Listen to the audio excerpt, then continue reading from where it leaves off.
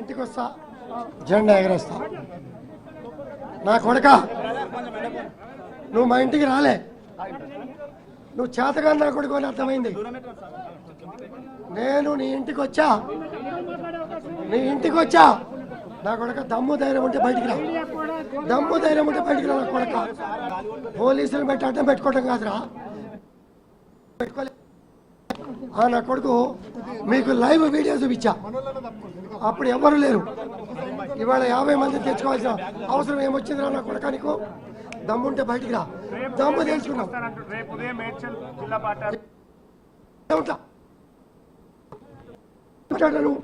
నువ్వు మెడిటేషన్ చేయి నా కొడుక, నేను ఇక్కడే ఉంటా.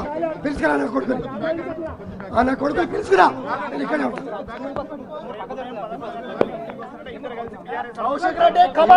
ఇంకోసారి గాంధీ గారి గురించి మాట్లాడారంటే ఖబర్దార్, జాగ్రత్త. షేర్లింగపల్లి కాన్స్టిట్యూన్సీ లో ఉండి నువ్వు మాట్లాడతావా? అరే దమ్ములేదా కొడుక, ఇవాళ 11కి వస్తాను, రేపంటావు ఎల్లుండంటావు. ఇంట్లో దాక్కోవడం కాదు నా కొడుక, బయటికి రా. తెలుసుకున్నారా నా కొడుక? నీకు దమ్ముంటే బయటికి రా. నా ఇంటికి వస్తాను, రాలేకపోయావు, నేను ఇంటికి వచ్చా. రా బయటికి రా నా కొడుక, దమ్ముంటే బయటికి రా. మరి మీరంతా మీడియా మిత్రులంతా మీడియేషన్ చేయండి. మీడియా మిత్రులంతా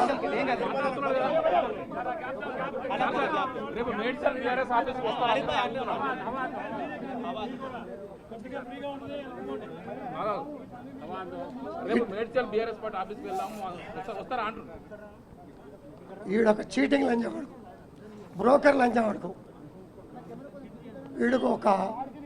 ఈడొక కోవిడ్. ఇటువంటి లంచా కొడుకుతో నేను ఆఫీస్కి వెళ్తే ఇప్పటికే ఆఫీస్ అయింది, కలిసి అటువంటి కోవట్ నా కొడుకులు, దొంగ నా కొడుకులు, చిల్లర నా కొడుకులు, మహిళల్ని గౌరవించలేని నా కొడుకుల్ని తో కలిసి వెళ్ళటం సమంజసమా కదా? మీడియా మిత్రులుగా ఎవరిని నెంబర్ ఆఫ్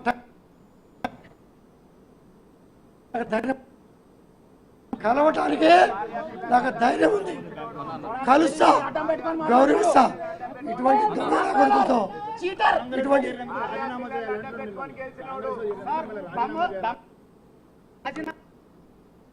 ఆ దమ్ము ఇక్కడ మనము ప్రజాస్వామ్యంలో ఉన్నాము, ఇట్లా తీర్చుకోవడం కాదు అనేటువంటి మాట ఆయన అంటా ఉన్నారు.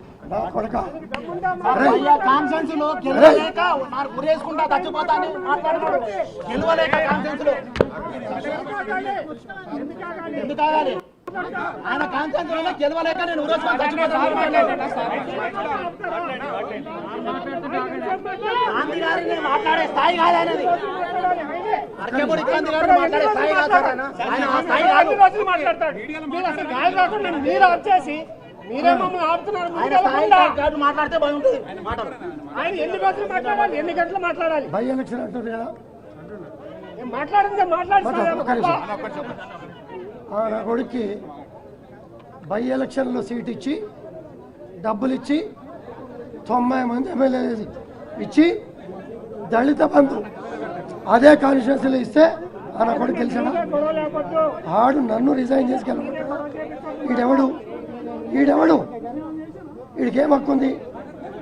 సంవత్సరం శాసనసభ్యుడిగా పనిచేయలే.